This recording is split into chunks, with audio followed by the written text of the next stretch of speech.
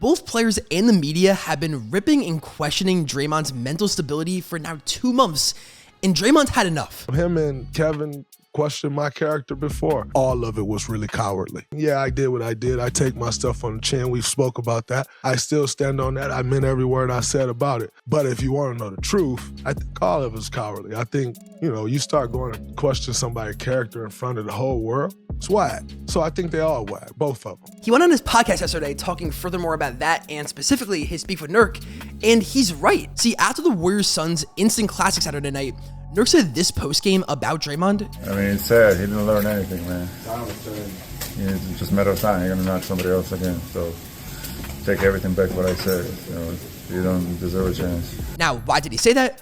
Oh, maybe because he was taunting Draymond all game, hit the too small on him after his whopping 5th and 6th points with the lead, and then the Suns lost, so he was just salty. Nurkic was trying to get under his skin all game. Steph even spoke on it, although I know he's his teammate, but he wouldn't lie about that. Draymond then also explained what exactly Nurk was doing to him throughout the game. He then starts throwing cheap shots, and when I'm rebounding the ball, anything he throws little cheap shots, I don't react. He fouled me on the fake handoff, I fall over. He stand over me, I don't react. I just get up. And if somebody did all that trying to instigate you to do something after months prior questioning your character and mental state, of course you're gonna have a response. Now look, Nurk is in the right to have said that brother needs help a few months back. Heck, he just got slapped in the face by him that night. But I don't have any sympathy for him then, instigating Draymond, looking to get a reaction at him.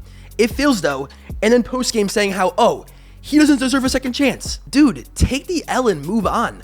I've seen a lot of people clowning Draymond for his comments in the pod, but he's right. Then KD made those comments that night saying this. I hope Draymond gets the help he needs. It's been incident after incident, so he hasn't been that way when I was around him and coming into the league, so. Like, bro, you have his number. Call him, text him, do anything else but put him on blast like that. You knew what you were doing. And I'm not defending Draymond's punch or slaps themselves, but the media and everybody is treating it like he's mentally insane. The reality is, he let his emotions get the best of him. That's on him. However, this does happen sometimes in sports. We see this on all levels, all sports. This isn't anything like brand new. He didn't punch somebody on the street. That would be another thing.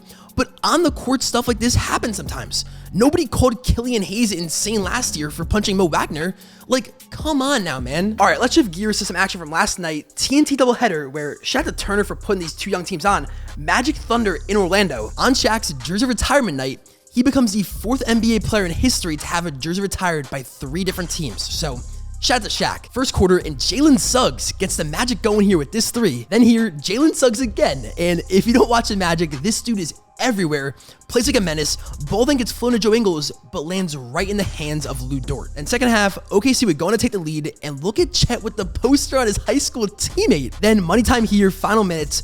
Who else but SGA, step back Jay here on Paolo, then tells the Magic crowd to go home. OKC picks up the win, go to 37-17 on the year. Then to our late night game, at least for us on the East Coast, Kings Suns in the desert. Bradley Beal would exit this one 5 minutes in with a hamstring injury, but Frank Vogel did say post-game that the injury is not believed to be serious, so good news there. Anyways, picking it up here, late third, and Grayson Allen as the shot clock expires. Cash. 50 seconds left. This one stays close. Book doubled here, out to the newly acquired Royce O'Neal, and that's why you bring him in. Though De'Aaron said, not so fast. Quickly responds here. Next trip down though, and they don't bring the double on Book this time.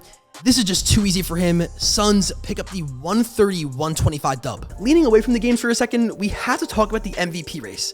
And no, I'm not going to bring this up every week and talk about it, but the reason I am today is the MVP straw poll came out, where Tim Bontemps of ESPN collects the votes of all 100 NBA award voters. So this is literally what we can expect exactly. And right now, Nikola Jokic got 69 of the 100 first place MVP votes, and he, as of today, would be the NBA MVP, followed by SGA, who was given 24 first place votes, Giannis in 3rd, Luka in 4th, which is kind of a surprise, and Kawhi in 5th. And I'm not gonna lie, I'm kind of shocked that Jokic is so clearly in 1st. Like, I would have expected this to be a lot closer. Right now, to me at least, there's no clear MVP.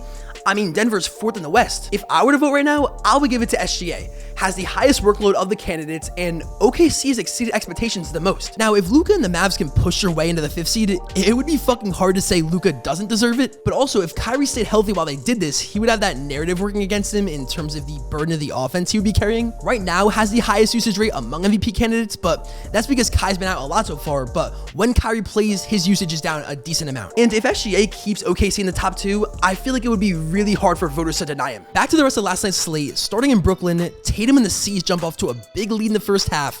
This puts them up 18. But late fourth quarter, Brooklyn makes a bit of a run here. This Jalen Wilson 3 cuts it to 6. However, Boston survives off Tatum's 41 points. To Milwaukee, playoff rematch, they host the Heat. Again, no Jimmy Butler for them in this one. But how about Nikola Jovic? Team high 24 points and leads them to a 26-point win. Moving out west, final 2 games of the night. First in LA, Lakers hosting the Pistons.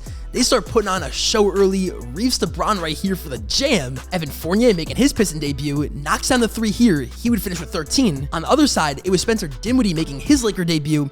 He finishes at 6 points and 7 assists as LA pretty easily cruises to a win here, moves 3 games above 500. And lastly, to the Northwest, Wolves Blazers dominating here with authority, but Wolves run away with this one 121-109. And the last bit of news from yesterday, the Knicks are protesting their loss versus the Rockets. We talked about this yesterday, but if you didn't see, final seconds here, Knicks Rockets all tied up at 103. Jalen Green blocked by Precious, ball goes out to Aaron Holiday, nearly makes it, except they call a foul on Brunson there. Aaron then goes to the line, makes 2 of 3, and the Rockets get the win. And right after the game, in a pool report, one of the refs from this game, Ed Malloy, admitted it was the wrong call. And as a result, yesterday, the Knicks filed a protest for this game, which, if successful, would have a start from overtime tied at 103. Now, the reality is this probably won't get overturned. They rarely ever do, because as the rule states, a team must prove the misapplication of a rule, not just if the call was missed. Now, I honestly don't know what exactly that means, because isn't a missed call classified as misapplication? Like, I don't know. But the last time a protest was successful was Hawks in 2007, where the refs accidentally fouled Shaq out of the game, but Shaq would end up being traded to Phoenix mid-season, so by the time they did replay this game, he wasn't even there anymore, and the Hawks still won anyway, as both teams went scoreless and they replayed 51.9 seconds. Alright, I'll see you guys tomorrow. Peace.